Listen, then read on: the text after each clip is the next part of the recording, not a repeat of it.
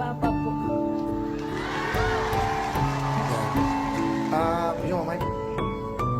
Alin po kaya? Ano pangalan papa mo? Papa Larry po. Mang Larry. Tayo kayo, Mang Larry. Kuya Will, gandang gabi po. Okay. Hindi ko alam, nagmamasid-masid kayo dyan. Ito yung naging sitwasyon ngayon. Ano nararamdaman nyo ngayon? Ito, nandito yung tatay, yung asawa nyo, nandito yung anak nyo. Salamat po ako, Kuya Will.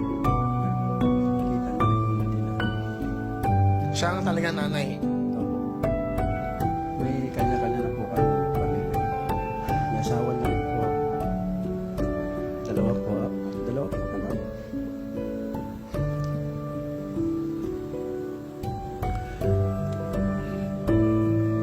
Hindi nyo ba in-expect na makikita nyo si Nanay Beng, dati yung asawa? Ako, hindi ko naman in-expect lahat ng mangyayari to dahil akala ko si Pam lang. Akala ko nga, meron dong hinimatay. O nun, nag-react yung si Aling Beng. So, first time ko lang na-experience to sa ilang taon ko sa telebisyon. Hindi naman to isang teleserye, no? Katotohanan to. Malari, ano gusto nyo sabihin una sa anak nyo?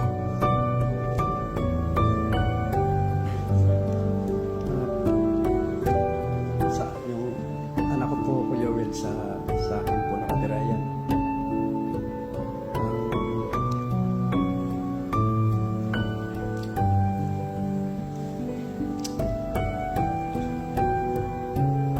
Pam,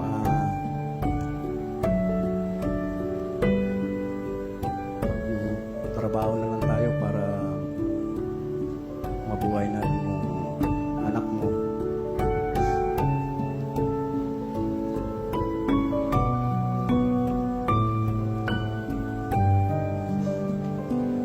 Ayun na lang po, Kuya Will. 11 years ko kayo nagkahiwalay ni Nanay Beng. Opo. Tabi mo nga, may pamilya na kayo, may pamilya na siya. Meron po ba kayong gusto sabihin dahil first time yung nagkita for 11 years? Dito po sa GMA, sa Wawawin pa. Ibang-iba po yung bibig nung araw sa loob ng 11 years. Siyempre po, nagkakaedad na rin po kami. Kaya hindi na po pwedeng magbalikan kasi may kanya-kanya na kami pamilya. Mensahe mo sa tatay mo. Pa, sorry kung naging matigas yun.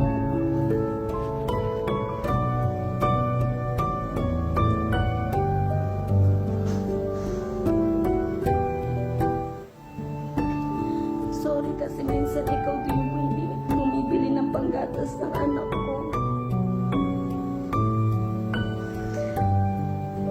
Basta pa, lagi mo tatandaan, sentro lang natin sa buhay si God. Mahal na mahal kita.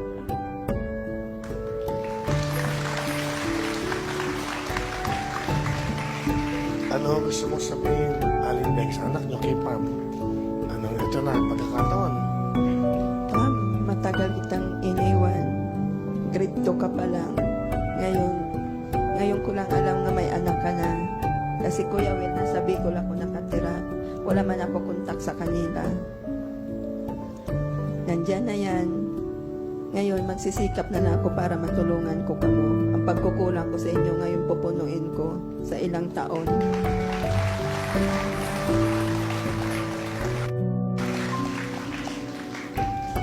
Pam, sa mama mo, Ma, gusto ko malaman ang dahilan kung bakit sa 11 years na wala ka. Nagkawata-wata kami magkakapatid mo. Naging ganito ako. Nakatulong ako. Napa-stop ako. Natuto ako sa mga bisyo.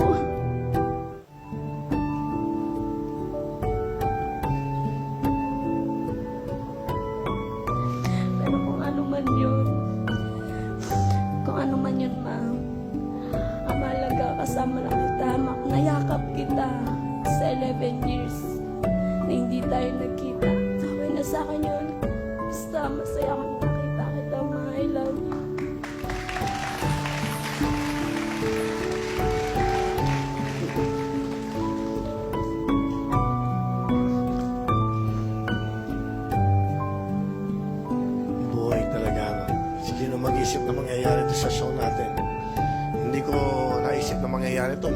malain na salamat sa inyo dahil naging parte kami ng buhay nyo. At may kasama ka ba, kapatid? May kasama ko. Asan? Kuya. Ayun. Ayun. Anak nyo rin to? Oo. Pangalawa, Kuya Will. Halika. Mga nanay mo.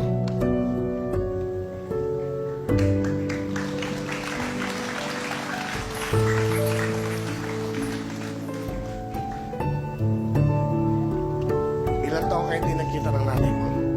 Mike. Siya. Mag-11 years po. First time mo siya nakita? Ngayon lang po. Pero kilala mo siya. Hawakan mo yung mic. Kilala mo siya. Po. Ano gusto mo sabihin kay nanay mo?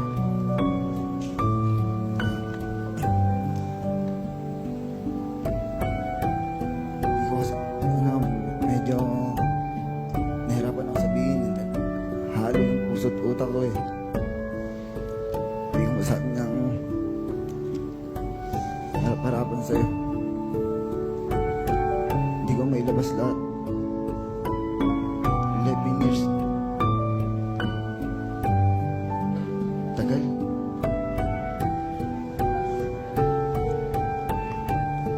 Si Nay, yun yung anak nyo. Pang-ilan ka ba? Na anak? Pangalawa po. Pangalawa. Pang-ilan ka? Pangapat po. Pang-apat. Anong gusto na yung anak nyo? Nanay Beng. Binata na kamo. Malalaki na kamo. Kung anong pagkukulang ko sa inyo, ngayon nga nandito na ako. Lahat pupunuan ko sa inyo.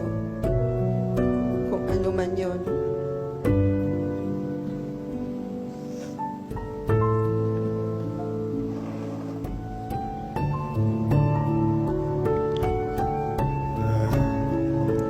Okay lang yun. Hindi pa naman uli ang lahat eh. Bawi pa naman natin.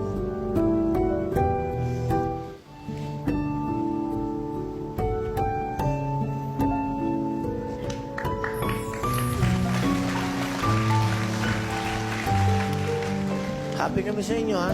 Kita-kita kayo. And that's life. You smile, you cry, tears. This one is what you call tears of joy sa pamilyang ito.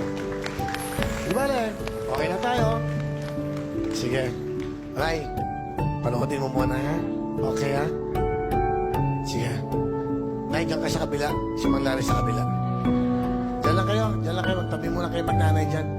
Yan. Okay lang yan. Magtabi-tabi muna kayo dyan. O, di ba? Eh kung walang programa ganito, madidinig ba natin yung mga ganyang buhay? Di ba? Di ba? Hindi lang sayawan, hindi lang kantahan, hindi lang bigayan ng jacket. Dapat nakikinig tayo sa ating mga mahal sa buhay, lalong-lalo na ating mga kabayan.